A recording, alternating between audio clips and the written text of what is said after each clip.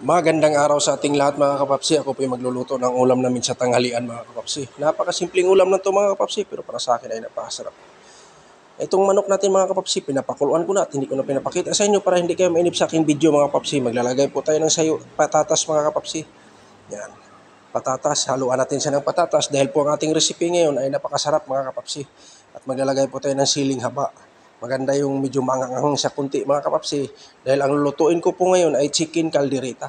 Marami na rin kasi akong upload na chicken caldereta kaso lang iba-iba po ang proseso sa pagluto mga kapapsi.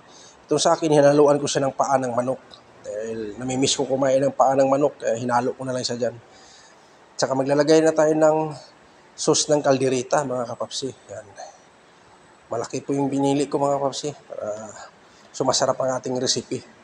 Yan. Yan o, ang ganda ng quality nga pagkaluto mga kapapsi. Talagang mapaparami na tayo ng kain nito.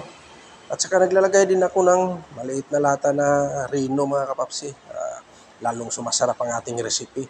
Recipe natin mga kapapsi, uulitin ko po, chicken caldereta. Yan. Napakasimpleng ulam lang to mga kapapsi. Pero para sa akin ay napakasarap na yan mga kapapsi at mapaparami na naman tayo ng kain nito. Lahat ng Ricardo siya mga kapapsi, hinalo ko na, nilagay ko na para hindi ko na pinapakita sa inyo para hindi kayo mainip sa aking video mga kapapsi. Yan. Kunting timbot na lang, ready to serve na yan mga kapapsi, ready to serve, ready to eat na rin. At saka maglalagay tayo ng Baguio beans yan. Sinadya ko yan mga kapapsi, ipapahuli ko yung Baguio beans kasi masarap ang Baguio beans pag medyo half cook siya kaya kinakain mo, crunchy yan. Yun lang po mga kapapsi, update ko sa inyo ang aking munting recipe na chicken caldereta at ako po ay nagpapasalamat sa inyo sa walang sawang suporta niyo sa akin. Sa lahat ng hindi ko nasuportahan, pasensya na po kayo at hindi ko naman kayo nakakalimutan. Hanggang dito na lang ako. See you next vlog. Bye-bye.